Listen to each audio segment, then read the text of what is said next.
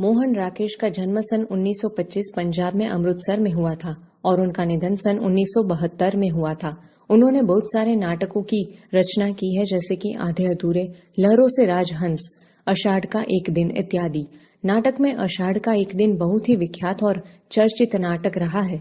इस नाटक में जीवदया की बात बताकर कालिदास का प्राणी प्रेम प्रकट किया है। कालिदास एक हरिण शावक को बाहों में लिए पुचकारता हुआ आता है। हरिण शावक के शरीर से लहू टपक रहा है। कालिदास: हम जिएंगे हरिण शावक, जिएंगे न। एक बाण से आहत होकर हम प्राण नहीं देंगे। हमारा शरीर कोमल है तो क्या हुआ, हम पीड़ा सह सकते हैं। एक बाण प्राण ले सकता है तो उंगलियों का कोमल स्पर्श प्राण दे भी सकता है। हमें नए प्राण मिल जाएंगे। हम कोमल आस्तरण पर विश्राम करेंगे। हमारे अंगों पर ध्रुत का लेप लगेगा। कल हम फिर वनस्थली में घूमेंगे। कोमल दुर्वा खाएंगे ना, खाएंगे ना। मल्लिका अपने को सहेज कर द्वार की ओर जाती है।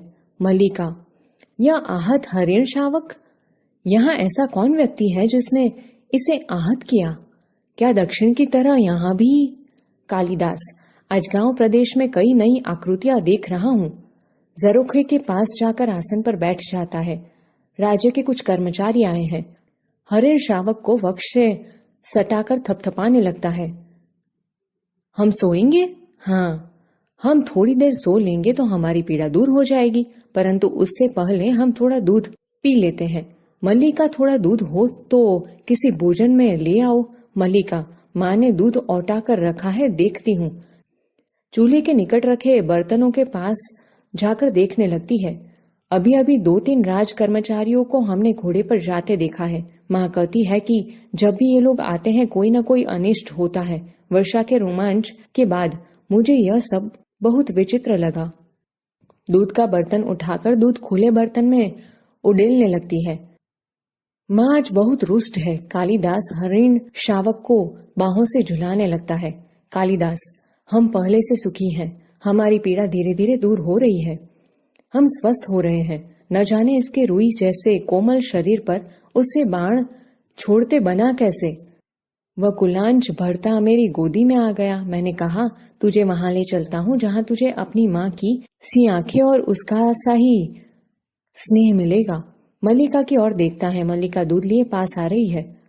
मल्लिका: सच, माँ आज बहुत रुष्ट है। माँ को अनुमान हो गया कि वर्षा में मैं तुम्हारे साथ थी, नहीं तो इस तरह भीग कर न आती। माँ को अपवाद की बहुत चिंता रहती है। कालिदास: दूध मुझे दे दो और इसे बाहों में ले लो। दूध का भाजन उसके हाथ से ले लेता है। मल्लिका हरिण शावक को बाहों में लेकर उसका मुंह दूध के निकट ले जाती है। कालिदास भाजन को उसके और निकट कर देता है। हम दूध नहीं पिएंगे? नहीं, हम ऐसा हठ नहीं करेंगे। हम दूध अवश्य पिएंगे। राजपुरुष दंतुल ड्योढ़ी से आकर द्वार के पास रुक जाता है। क्षण भर वह उन्हें देखता रहता है। कालिदास हरिण को मुंह से दूध पिला देता है। ऐसे ऐसे।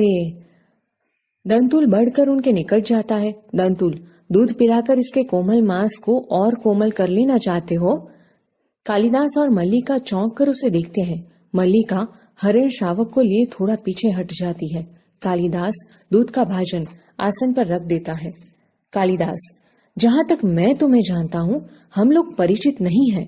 तुम्हारा एक अपरिचित घर में आने का साहस कैसे हुआ? दंतुल एक बार मल्लिका की ओर देखता है, फिर कालिदास की ओर। दंतुल: कैसी आकस्मिक बात है कि ऐसा ही प्रश्न मैं तुमसे पूछना चाहता था। हमारा कभी का परिचय नहीं, फिर भी मेरे बाण से आहत हरिण को उठा ले आने में तुम्हें संकोच नहीं हुआ?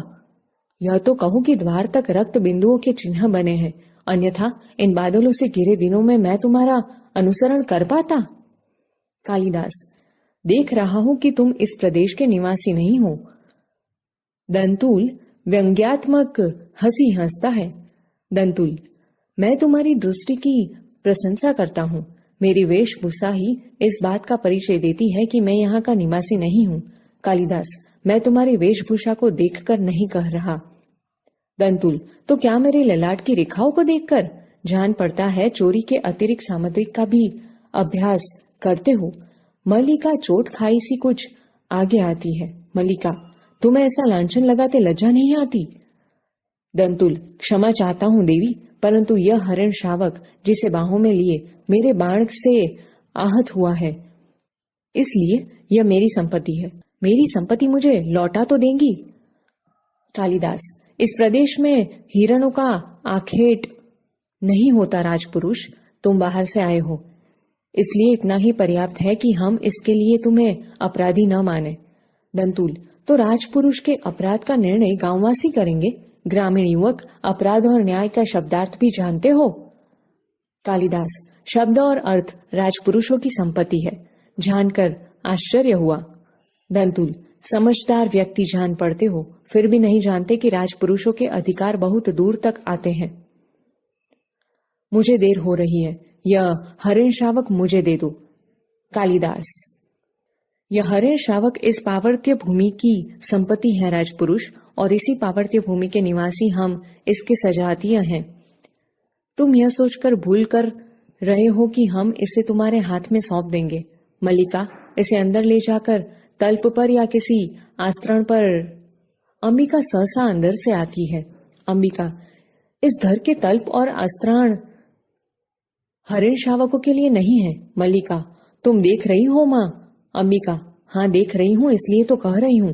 तल्प और आस्तरण मनुष्यों के सोने के लिए है, पशुओं के लिए नहीं। कालिदास, इसे मुझे दे दो मल्लिका। दूध का भाजन नीचे रख देता है और बढ़कर हरिण शावक को अपनी बाहों में ले लेता है। इसके लिए मेरी बाहों का आस्तरण ही पर्याप्त होगा, मैं इसे घर ले जाऊंगा। द्वार की ओर चल देता है। दंतुल, और राजपुरुष दंतुल तुम्हें ले जाते देखता रहेगा? कालिदास, यह राजपुरुष की रुचि पर निर्भर करता है, बिना उसकी ओर देखे ड्यूटी में चला जाता है। दंतुल, राजपुरुष की रुचि अरुचि क्या होती है? संभवतः इसका परिचय तुम्हें देना आवश्यक होगा।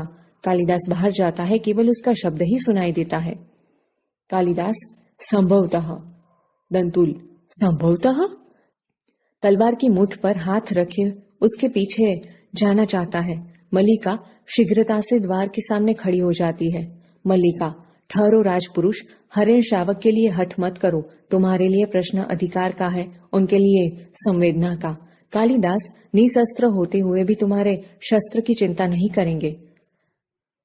दंतुल, कालिदास, तुम्हारा अर्थ है कि मैं जिनसे हरिण शावक के लिए तर्क कर रहा था वे कवि कालिदास हैं? मल्लिका, हाँ हाँ, परंतु तुम यह कैसे जानते हो कि कालिदास कवि हैं? दंतुल, कैसे जानता हूं? उज्जयिनी के राज्यसभा का प्रत्येक व्यक्ति ऋतुसंहार के लेखक कवि कालिदास को जानता है।